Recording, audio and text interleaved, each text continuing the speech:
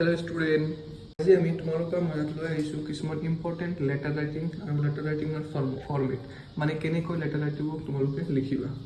আৰম্ভ কৰাৰ আগতে চেনেলটোত যদি তোমালোকে নতুন আহিছা তেন্তে চেনেলখন ছাবস্ক্ৰাইব কৰি দিবা আৰু কাষত থকা বেল আইকনখন প্ৰেছ কৰি দিবা যাতে নতুন নতুন ভিডিঅ'বোৰ তোমালোকে আগতে চাব পাৰা।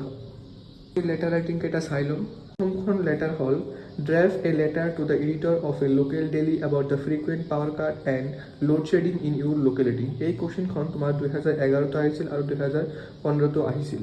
তো এই মানে লেটাৰটো মানে কি কৈছিল, লেটাৰটোত কৈছে যে তোমালোকৰ ফ্ৰিকুৱেণ্ট মানে ডেইলি যে কাৰেণ্ট যে ঘৰৰ পৰা গুচি যায়, কাৰেণ্ট যে কাটে আৰু লোড শ্বেডিং মানে কাৰেণ্টৰ ভল্টেজ যে নাথাকে লোড শ্বেডিং হয়, তো সেইটো তোমালোকৰ লোকেল নিউজ পেপাৰত লিখিবৰ কাৰণে এটা লেটাৰ লিখা, মানে লোকেল নিউজক জনাবৰ কাৰণে এটা লেটাৰ লিখা। তো এইটো চোৱা আমি তোমালোকক লিখি দিয়া হৈছে, তো স্ক্ৰীণত দিয়া মতে তোমালোকে এইটো চাই ভাল কৰি লিখিবা। ফাৰ্ষ্ট আছে যে to the editor the Assam Tribune, date দিয়া আছে, ছাবজেক্ট দিয়া আছে, তো মানে মেইন বডিখনো দিয়া আছে। তাৰপিছত তোমালোকে লাষ্টলৈকে চোৱা, লাষ্টত তোমালোকে এইটো লিখি দিয়া হৈছে, ভাল কৰি লিখি দিয়া হৈছে। তো এইখন চোৱা, এইখন চালে তোমালোকে গম পাবা। তো আমি নেক্সটলৈ চাওঁ এতিয়া পৰা। দ্বিতীয় নম্বৰত আছে write a letter to the editor of Euro local English news paper about frequent road accident in Euro city. এইখন কুৱেশ্যনো 2012 আহিছিল। মানে কি কৈছে যে তোমালোকে এইটোত কৈছে যে তোমালোকৰ ইংলিছ নিউজ পেপাৰৰ ফ্ৰিকুৱেণ্ট ৰোড এক্সিডেণ্টটো জনাবৰ কাৰণে মানে সঘনাই এক্সিডেণ্ট হৈ থাকে, ৰোড এক্সিডেণ্ট, তো সেইটো ইনফৰ্ম কৰি এটা লেটাৰ লিখা।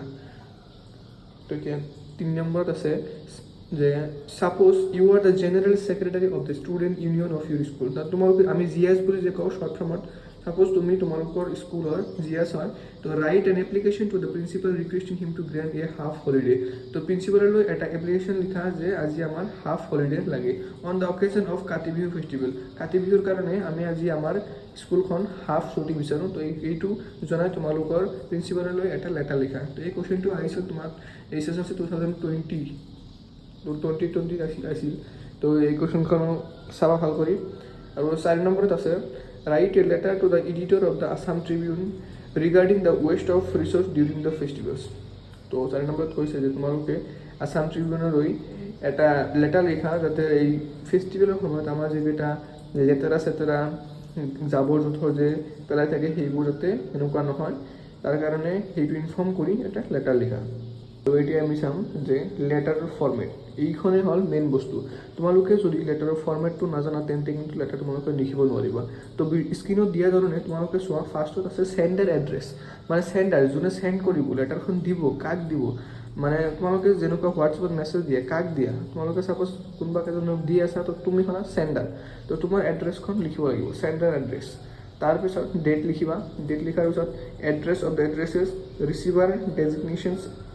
তো ৰিচিভাৰ মানে কালৈ লিখিবা, ক'ত লিখিবা, তো সেইকাৰণে তোমালোকে যদি ছাপ'জ এডিটৰক লিখি আছা, তো the editor and the times of India, তুমি মানে কাক লিখি আছা সেইটো লিখিবা, তাৰ এড্ৰেছটো লিখিবা। তাৰপিছত আছে যে ছাবজেক্ট, তোমালোকে ছাবজেক্টখন চাই লোৱা, ছাবজেক্টখন তোমালোকে লিখিব লাগিব, ছাবজেক্টত কি আছে, তো তোমালোকে মেইন টপিকটো কি, টপিকটো লিখিব লাগিব।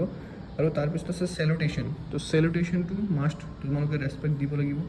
তোমালোকৰ মানে ছিনিয়ৰক লিখিবা, মানে ডাঙৰ এজন মানুহলৈ লিখিবা, কোনো এটা প্লেটফৰ্মত লিখিবা, তো ৰেচপেক্টটো দিব লাগিব।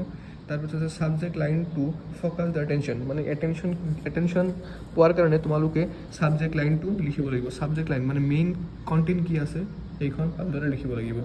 তাৰপিছত আছে বডিত তোমালোকে কি লিখিবা, বডিত তোমালোকে কি আছে, কি প্ৰব্লেম হৈ আছে, কি মানে ইম্প্ৰুভমেণ্ট তোমালোকে বিচৰা, কি কৰিব বিচৰা, তো সেইটো বহুত ভাল কৰি লিখি দিব লাগিব।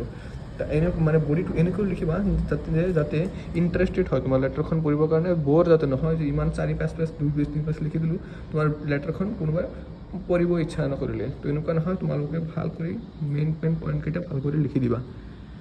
তাৰপিছত আছে কমপ্লিমেণ্টাৰী ক্লোজ, মানে কমপ্লিমেণ্টাৰী মানে কি, তোমালোকে যে লেটাৰখন শেষ কৰিলা, ধুনীয়াকৈ এটা থেংক ইউ লিখি দিলা, থেংক ইউ লিখি দি কেনে তাৰপিছতহে তোমালোকে লেটাৰখন শেষ কৰিব পাৰিবা। তাৰপিছত থেংক ইউ লিখাৰ পিছত কি আছে তোমালোকৰ লাষ্টত চেণ্ডাৰ নেম, কালৈ তুমি লিখিবা, কোনটো জেগালৈ লিখি আছা, কোনটো প্লেটফৰ্মত লিখি আছা বা কাক লিখি আছা, তো সেইটো চেণ্ডাৰ নেম মাষ্ট লাগিব।